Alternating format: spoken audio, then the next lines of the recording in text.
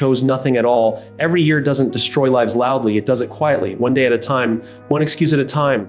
And here's the uncomfortable truth: 2026 doesn't care about your intentions, it only responds to your decisions.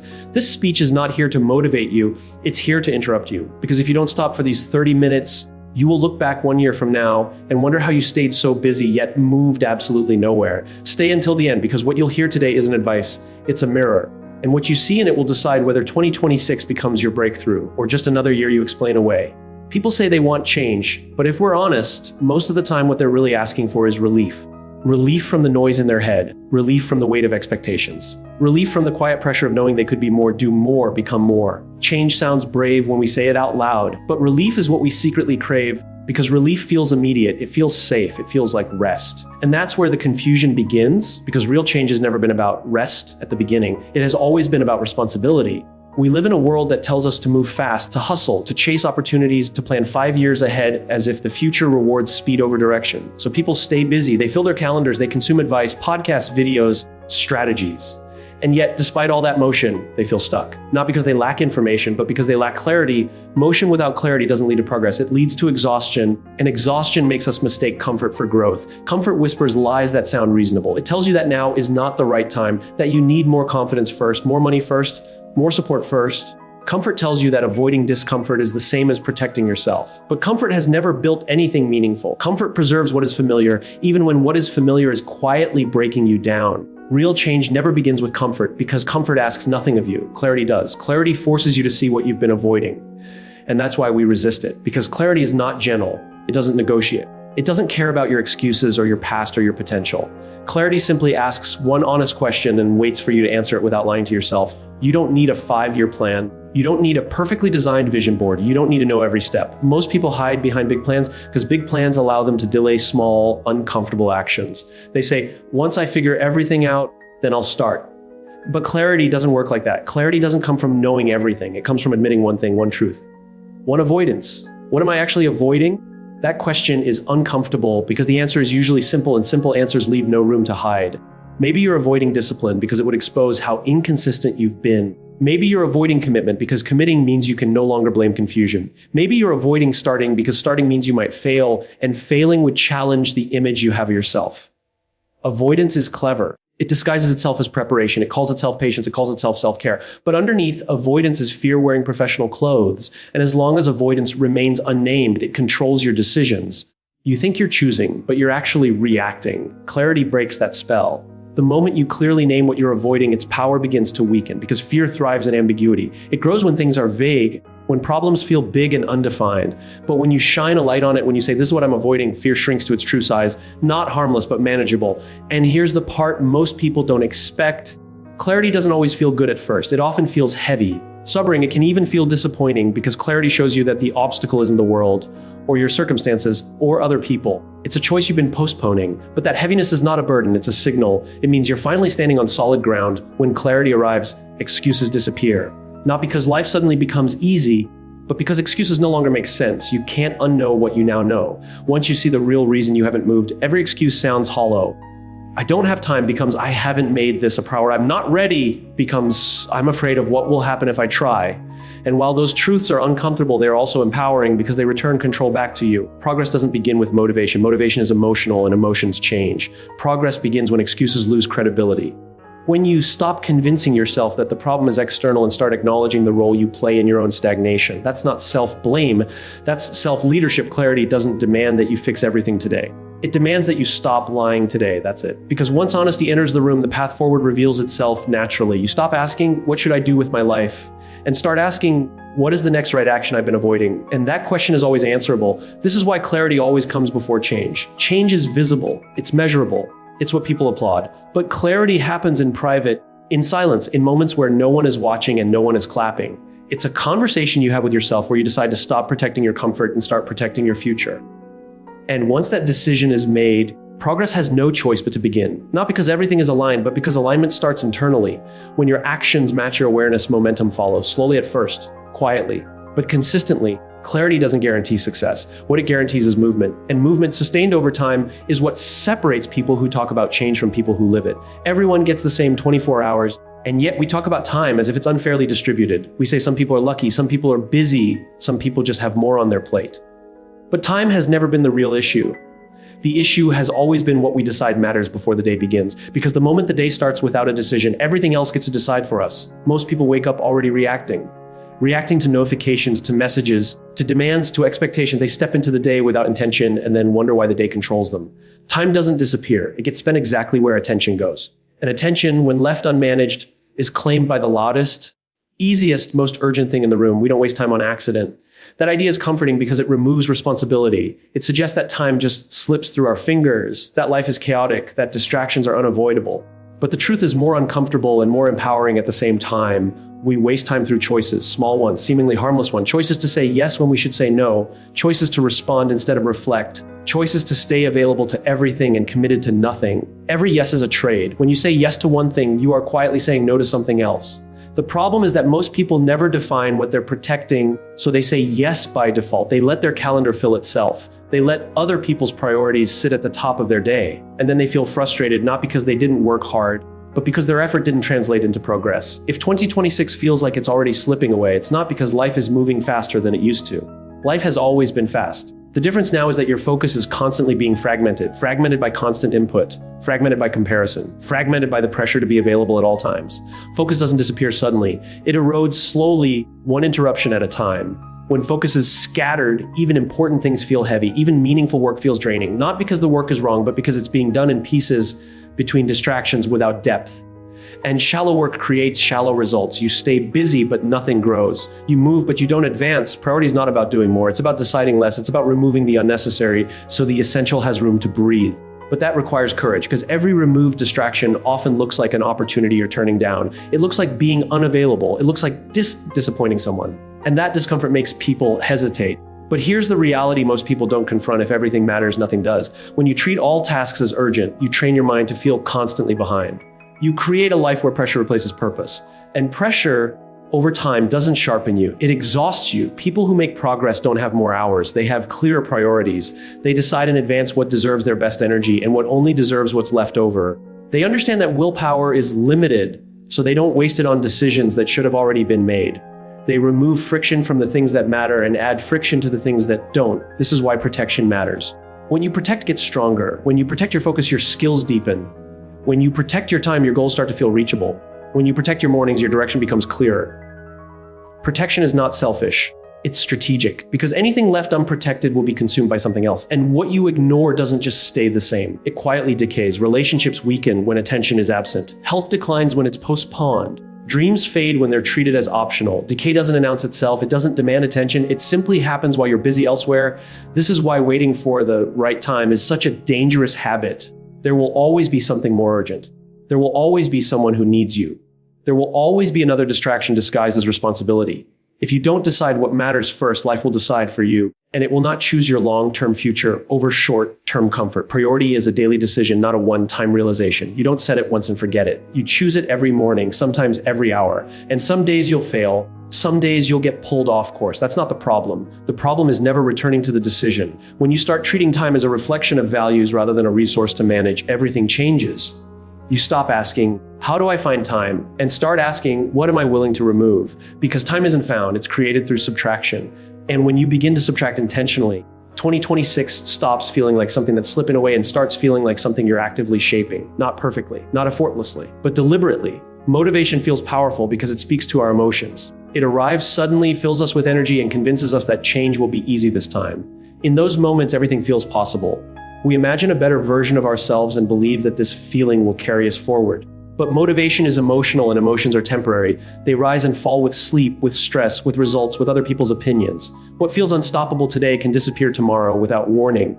And that's why relying on motivation is one of the most common ways people lose control of their future.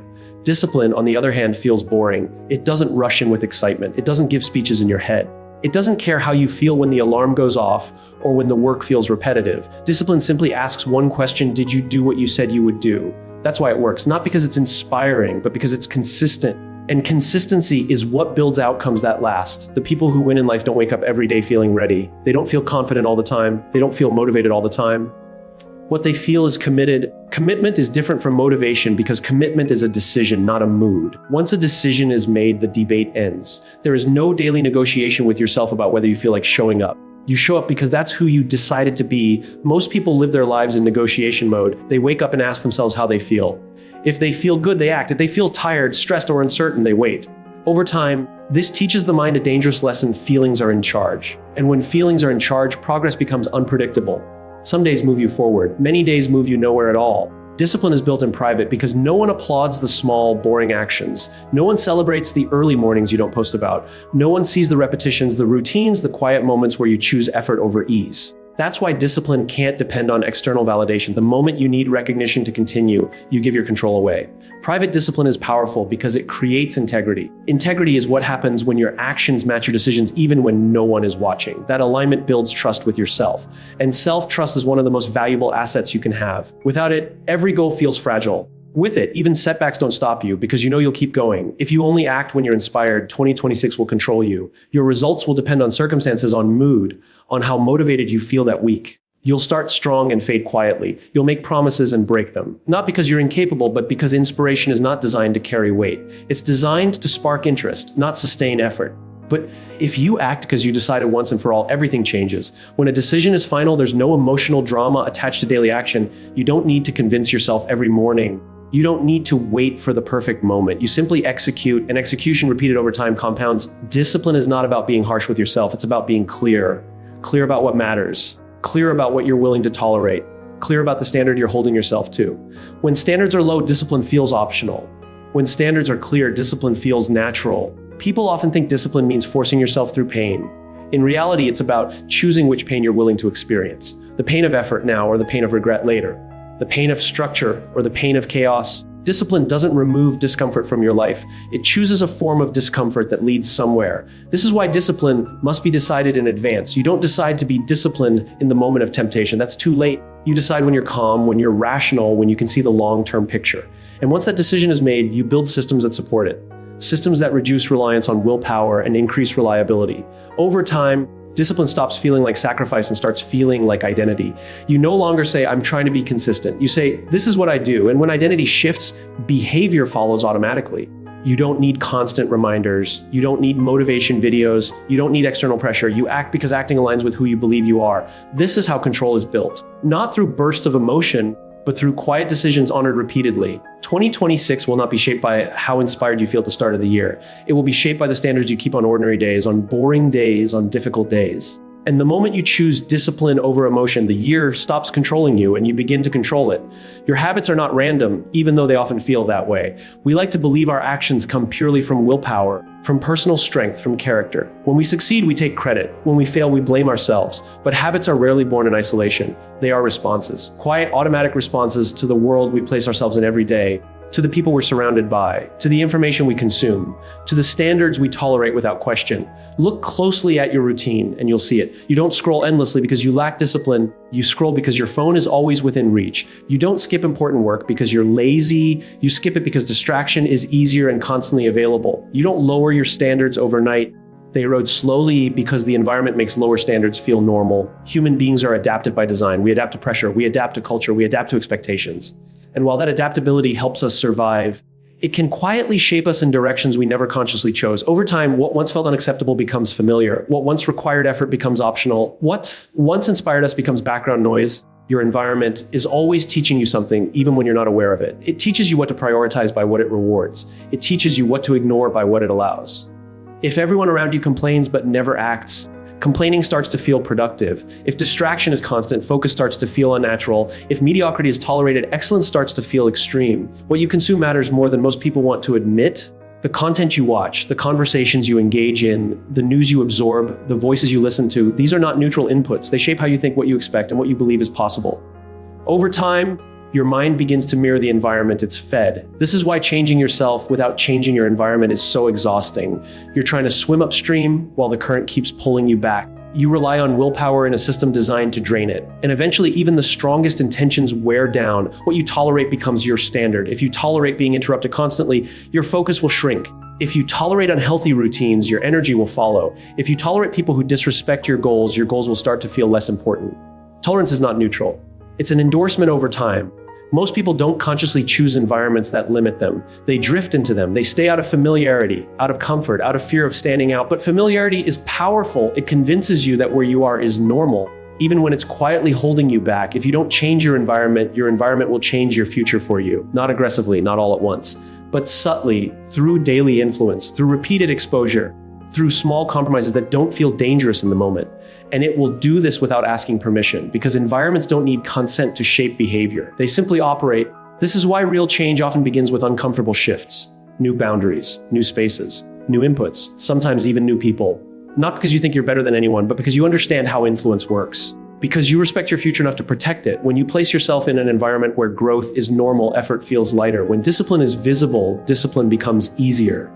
When honesty is valued, excuses lose their appeal. You don't have to fight yourself as much because the environment is reinforcing the behavior you want to become. This doesn't mean isolating yourself from the world. It means being intentional, choosing what you allow into your mental space, choosing who has access to your time and attention, choosing what you normalize. Every choice either strengthens or weakens the person you're becoming. The most powerful environments don't shout. They don't force. They gently guide. And over time, they shape identity. You don't just do better. You start to believe differently about who you are and what you're capable of. And belief, once changed, drives action naturally. Your future is being influenced right now in ordinary moments by things you barely notice the room you're in. The people you listen to, the habits you repeat without thinking, change the environment, and behavior follows. Ignore it, and it will decide for you. Most people don't break because they aim too high. That's the story we tell ourselves because it sounds responsible and reasonable. We say we were unrealistic, that we expected too much, that we should have been more practical. But the truth is more subtle and more painful. People don't fall apart because of the size of their dreams. They fall apart because over time, they stop trusting themselves. Self-trust doesn't disappear all at once. It erodes slowly, quietly through small moments most people ignore. A promise to wake up early that gets broken. A plan to start something that keeps getting postponed. A commitment to follow through that fades when things get uncomfortable. Each moment feels insignificant on its own. But the mind is always watching. It's always keeping score. Every broken promise, even the small ones, sends a message. The message isn't dramatic. It doesn't say you're a failure. It says something far more damaging. Your word doesn't matter. And once your mind learns that lesson, it stops taking your intentions seriously. You can set big goals, make bold declarations, and feel inspired in the moment. But deep down, there's doubt. Doubt that you'll follow through. Doubt that this time will be different. That doubt is heavy. It's why people hesitate to dream out loud. It's why they lower their expectations before life has a chance to. It's why they sabotage opportunities, not because they're incapable, but because they don't fully believe in themselves anymore. And without self-trust, motivation becomes fragile, discipline becomes harder, confidence feels forced. But here's the part most people overlook: the same process that destroys self-trust can rebuild it. And it doesn't start with big promises. It starts with small ones, tiny ones, almost unimpressive ones, because the mind doesn't care about size. It cares about consistency. When you keep a small promise, something subtle shifts. You show up when you said you would. You finish what you started, even if it's uncomfortable. You do the thing you promised yourself you'd do, even when no one else knows. That moment registers. It tells your mind this person can be trusted. And trust, once restored, changes how you move through the world. Small promises remove the pressure that big goals create. Big dreams can feel distant and overwhelming. They invite comparison. They invite fear. Small promises feel manageable. They feel concrete. They bring the future into the present and make progress visible. One action at a time. When you keep tiny promises daily, confidence returns, not as hype, but as quiet certainty. You stop needing external validation. You stop needing constant motivation, because confidence stops being something you try to feel and starts being something you know. You know you'll show up. You know you'll do the work. And that knowledge is powerful. Momentum builds the same way. Not through dramatic breakthroughs, but through repetition. Each kept promise makes the next one easier. Each completed action reduces resistance. What once felt heavy starts to feel normal. And what feels normal eventually becomes identity. This is how big dreams stay alive. Not through constant excitement, but through daily reinforcement. Dreams die when they're disconnected from action. They survive when they're fed consistently, even in small amounts. A dream doesn't need everything at once. It needs evidence. Evidence that you're moving toward it even slowly. Most people wait until they feel confident to act. But confidence doesn't come first, action does. Confidence is a byproduct of doing what you said you would do repeatedly. And when confidence grows, fear loses its grip. You stop asking, what if I fail? And start asking, what's the next step? This is why overpromising is dangerous. It feels good in the moment, but it creates future distrust. Underpromising and over-delivering to yourself rebuilds integrity. It teaches your mind that your word has weight. That when you decide something, it matters. 2026 doesn't become possible all at once. It becomes possible the moment you start believing in your ability to follow through again. That belief doesn't come from hope, it comes from proof. And proof is created in small, ordinary moments where you keep your word. Big dreams don't need grand gestures to survive. They need loyalty. Loyalty to the process. Loyalty to the commitments you make when no one is watching. And the moment you start keeping small promises consistently, the future stops feeling like a fantasy and starts feeling like something you can actually reach. Purpose doesn't arrive like lightning. It doesn't strike you one random day and suddenly make everything clear. That story is comforting because it removes responsibility. It suggests that purpose is something you wait for, something that happens to you, something you stumble upon when the timing is right. But real purpose doesn't work that way. Purpose is not discovered, it is chosen. Most people spend years searching for purpose as if it's hidden somewhere outside of them. They ask what they're meant to do, what their calling is, what path will finally make everything make sense. And while they're searching, they stay stuck, because searching feels productive, but it doesn't require commitment. Choosing does. Purpose is built by deciding what pain you're willing to endure. Every meaningful path includes struggle. There is no version of purpose that is free from discomfort. The difference between people who feel fulfilled and people who feel lost is not talent or luck. It's clarity about which struggles are worth it. When you choose a direction, you're not choosing ease. You're choosing your hardship. This is where most people hesitate. They want purpose without sacrifice, meaning without responsibility, fulfillment without friction. But purpose demands something in return. It asks you to carry weight, to stay when it's uncomfortable, to show up when the excitement fades. And that's why it feels rare. Not because it's unavailable, but because it's demanding. Purpose is also built by deciding what responsibility you're willing to carry. Responsibility is often misunderstood as burden, but in reality, it's what gives life structure and significance. When you are responsible for something bigger than your own comfort, your actions gain weight. Your time gains value. Your choices gain direction. Without responsibility, days blur together, distractions take over, time gets filled, but nothing feels meaningful. But when responsibility is present, priorities sharpen. You stop asking what you feel like doing and start asking what needs to be done. And that shift changes everything. When your days are connected to meaning, distraction loses its power. Not because distractions disappear, but because they no longer compete. Shallow pleasures can't compete with deep purpose. Temporary comfort can't compete with long-term fulfillment. You don't need extreme self-control when your why is strong. The pull of purpose naturally overpowers the pull of distraction. This is why people with purpose don't rely on constant motivation. They don't need to convince themselves every day. Their actions are anchored to something deeper than emotion. Even on hard days, even on boring days, there's a reason to continue. And that reason doesn't change with mood. Quitting feels different when purpose is chosen. It's no longer just giving up on a task. It feels like walking away from a commitment you made to yourself, to others, to something meaningful. And that emotional weight is what keeps people going when progress is slow and results are invisible. Purpose doesn't eliminate doubt. It gives doubt context. You still question yourself. You still feel uncertain at times, but uncertainty no longer paralyzes you. It becomes part of the process rather than a signal to stop. Because when the direction is chosen, the presence of difficulty doesn't mean you're wrong. It means you're growing. This is why purpose must be chosen repeatedly, not once, but daily, in small decisions, in moments where no one is watching, in choosing effort over ease, integrity over convenience, long-term meaning over short-term relief. Each choice reinforces the direction. People who live with purpose don't have perfect clarity about the future. What they have is commitment to the present. They know why they're showing up today, even if they don't know exactly where the path ends. And that's enough.